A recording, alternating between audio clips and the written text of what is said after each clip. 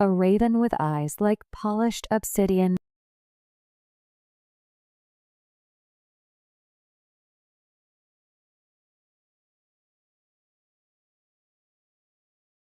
In the shimmering land of Eldoria, where whispers of ancient magic danced on the wind, lived Alara, a young woman whose heart yearned for adventure beyond the familiar confines of her village. Her days were spent tending to the moon petal flowers, their luminous glow a stark contrast to the encroaching shadow that had begun to creep from the treacherous shadowfen. One crisp morning, a raven with eyes like polished obsidian landed on her windowsill, not with a caw, but with a low guttural croak. Clasped in its talons was a scroll of aged parchment, tied with a silver thread. Alara's fingers trembled as she unrolled it. The script, though faded, spoke of a prophecy.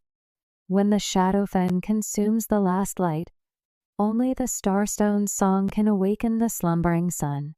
The Starstone was a myth, a legend whispered by elders, said to be hidden in the treacherous peaks of the Dragon's Tooth Mountains. But the moon petal flowers were wilting, their light dimming with each passing day. Alara knew what she had to do. Her journey began at the Whispering Woods, where ancient trees with gnarled limbs seemed to watch her every step. She navigated treacherous bogs in the shadowfen, the air thick with an oppressive chill, and faced spectral creatures that dissolved into mist at the touch of her enchanted silver dagger. Her resolve wavered only once, when a monstrous, multi-limbed creature, a glimmerfang, cornered her in a mossy clearing. Just as its fangs lunged, a flash of emerald light erupted from the trees. A cloaked figure, agile as a lynx, appeared, wielding a staff that crackled with arcane energy. It was Lyra, a reclusive sorceress known only in whisper tales. "The prophecy guides us both, young one," Lyra said, her voice like the rustle of autumn leaves. "The Starstone resonates with a pure heart." Together, they ascended the treacherous slopes of the Dragon's Tooth. Icy winds whipped at their cloaks, and the air thinned with every step. They faced ice giants whose roars echoed through the valleys and navigated perilous crevasses that seemed to swallow the very light. Lyra's magic paved the way, her spells conjuring bridges of light and warding off frost sprites.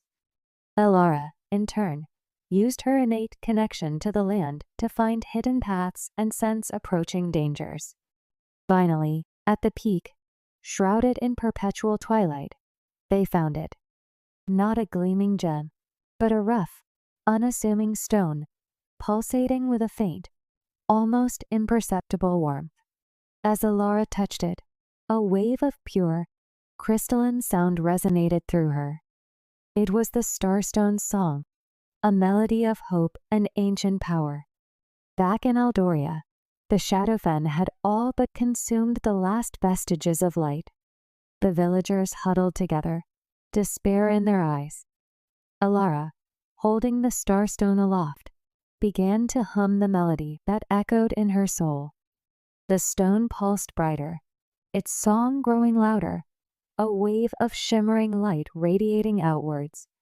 The shadows recoiled, hissed, and then, slowly, began to retreat.